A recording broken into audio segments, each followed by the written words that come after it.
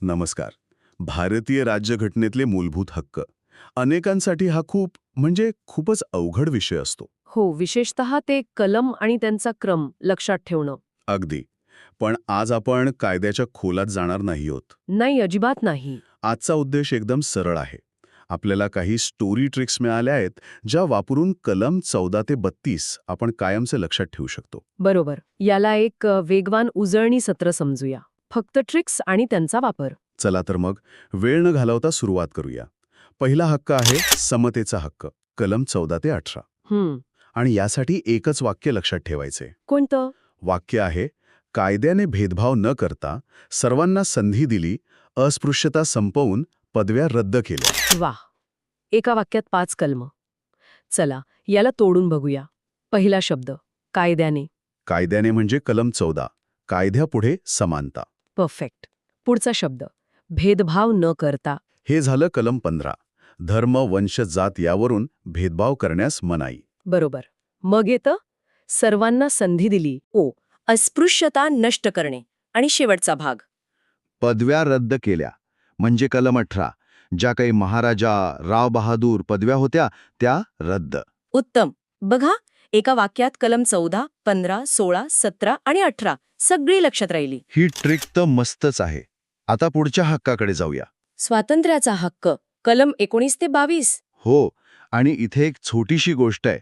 गोष्ट अशी, भाषण करून गुन्ह्यापासून वाचलो, जीव वाचवून शिक्षणासाठी गेलो तरी अटक झाली. छान आहे. ह्यात प्रत्येक टप्पा म्हणजे कलम आहे की नाही? अगदी. पहिला टप्पा भाषण करून. हे आहे कलम 19, भाषण आणि अभिव्यक्ती स्वातंत्र्य. बरोबर. मग गुन्ह्यापासून वाचलो. म्हणजे कलम 20, गुन्ह्याबद्दल दोषसिद्धीपासून संरक्षण. त्यानंतर जीव वाचवून. हे तर सगळ्यात महत्वाचं कलम 21, जीवित आणि व्यक्तिगत स्वातंत्र्याचा हक्क. आणि गोष्टीत पुढे आहे शिक्षणासाठी गेलो. हे आहे कलम 21 अ, शिक्षणाचा हक्क. आणि गोष्टीचा शेवट, तरी अटक झाली. म्हणजे कलम 22, अटक आणि स्थानबद्धतेपासून संरक्षण. वा. भाषण, गुन्हा, जीव, शिक्षण, अटक.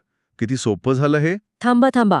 खरी गंमत तर कलम 19 मध्ये आहे. अच्छा. हो, कलम 19 मध्ये 6 स्वातंत्र्य आहेत.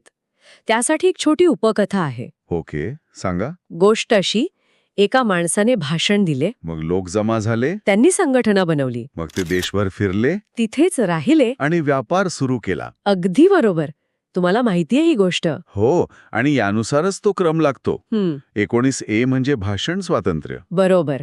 19B? शांततेने एकत्र जमण्याचं स्वातंत्र्य म्हणजे सभा स्वातंत्र्य. मग 19C संघटना स्वातंत्र्य. आणि 19D म्हणजे देशभर फिरण्याचं म्हणजे संचार स्वातंत्र्य. पुढे 19E म्हणजे देशात कुठेही राहण्याचं स्वातंत्र्य, वास्तव्य स्वातंत्र्य. आणि शेवटचं 19G कोणताही व्यापार करण्याचं स्वातंत्र्य. एक मिनिट, तुम्ही ई नंतर थेट जी म्हणालात. हो. एफ कुठे गेलं?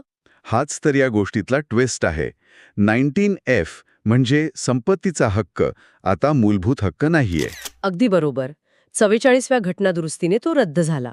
तर ही गोष्ट आपल्याला तेही लक्षात ठेवून देते. खरंय. चला आता पुढच्या हक्कांकडे जाऊया.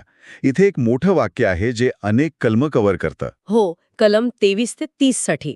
वाक्य असं आहे, माणसाने बालकांचे शोषण थांबवले, धर्माचा प्रचार व व्यवस्था करून कर वाचवला आणि अल्पसंख्याकांनी स्वतःची संस्था काढली. हे वाक्य थोडं मोठं आहे, पण आपण ते 3 भागांमध्ये विभागू शकतो. पहिला भाग घेऊया. माणसाने बालकांचे शोषण थांबवले. यात 2 कलम आहेत. माणसाने शोषण थांबवले म्हणजे कलम 23, माणसांचा अपव्यापार आणि वेठबिगारीच मनाई. आणि बालकांचे शोषण थांबवले म्हणजे कलम 24, बाल कामगार मनाई. बरोबर. हा झाला शोषणाविरुद्धचा हक्क. आता वाक्याचा दुसरा भाग. धर्माचा प्रचार व व्यवस्था करून कर वाचवला. हा धर्मस्वातंत्र्याचा हक्क आहे. हो, यात कलम 25 ते 27 येतात. धर्माचा प्रचार म्हणजे कलम 25, प्रत्येकाला आपला धर्म पाळण्याचं आणि त्याचा प्रचार करण्याचं स्वातंत्र्य.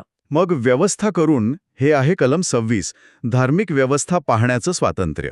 आणि कर वाचवला म्हणजे कलम 27, धार्मिक कामासाठी कोणताही कर देण्याची सक्ती नाही. आणि याच गटात कलम 28 पण येतं, जे सांगतं की सरकारी शाळांमध्ये धार्मिक शिक्षण सक्तीचं नाही. अगदी. आता त्या मोठ्या वाक्याचा शेवटचा भाग. आणि अल्पसंख्याकांनी स्वतःची संस्था काढली. हे आहेत सांस्कृतिक आणि शैक्षणिक हक्क, कलम 29 आणि 30. यात अल्पसंख्याकांनी हा शब्द कलम 29शी संबंधित आहे. अल्पसंख्याकांचे हितसंबंध जपणे. बरोबर. आणि स्वतःची संस्था काढली म्हणजे कलम 30, अल्पसंख्याकांना त्यांच्या शैक्षणिक संस्था स्थापन करण्याचा हक्क. वाह, म्हणजे एका मोठ्या वाक्यात आपण कलम 23 पासून 30 पर्यंतचा प्रवास केला. हो, शोषण, मग धर्म आणि मग अल्पसंख्याकांचे हक्क. क्रम अगदी सरळ आहे. आता आपण यादीच्या शेवटाकडे आलो आहोत. एक महत्वाचं कलम राहिलं आहे. कलम 32. हो. याची ट्रिक काय आहे? याची ट्रिक सगळ्यात सोपी आणि सगळ्यात महत्वाची आहे. म्हणजे? याची ट्रिक म्हणजे एक वाक्य जे डॉक्टर बाबासाहेब आंबेडकर यांनी म्हटलं होतं. अच्छा. हा संविधानाचा आत्मा आहे. वाव. हृदय आणि आत्मा. हो, कारण हेच ते कलम आहे जे बाकीच्या सगळ्या मूलभूत हक्कांना संरक्षण देतं. म्हणजे जर इतर हक्कांचं उल्लंघन झालं तर या कलमामुळेच आपण थेट सर्वोच्च न्यायालयात जाऊ शकतो. अगदी. म्हणून याची ट्रिक वेगळी नाही, तर याचं महत्वच याची ओळख आहे. कलम 32 म्हणजे संविधानाचा आत्मा. तर आपण सगळ्या महत्वाच्या ट्रिक्स पाहिल्या, पण हे हक्क जसेच्या तसे राहिले नाहीत, त्यात काही बदलही झालेत. त्याची एक वेगवान उजळणी करूया. नक्कीच. महत्वाच्या घटनादुरुस्त्या. सर्वात आधी 44वी घटनादुरुस्ती 1978. यात संपत्तीचा हक्क म्हणजे कलम 31 मूलभूत हक्कांमधून काढला. आपण 19F बद्दल बोलताना याचा उल्लेख केला होता. बरोबर. त्यानंतर 86वी घटनादुरुस्ती 2002. शिक्षणाचा हक्क कलम 21A जोडलं गेलं. आपल्या जीव वाचून शिक्षणासाठी गेलो या गोष्टीतला हा महत्वाचा भाग. अगदी. मग आली 97वी घटनादुरुस्ती 2011. याने कलम 19(1)(c) मध्ये सहकारी संस्था स्थापन करणे हा हक्क जोडला. बरोबर. आणि सगळ्यात अलीकडची आणि महत्वाची 103वी घटनादुरुस्ती 2019. EWS आरक्षण, आर्थिकदृष्ट्या मागासवर्गासाठी 10% आरक्षण, यासाठी कलम 15(6) आणि 16(6) जोडण्यात आली. उत्तम. तर या बदलांसह आपण या हक्कांकडे पाहिलं पाहिजे. तर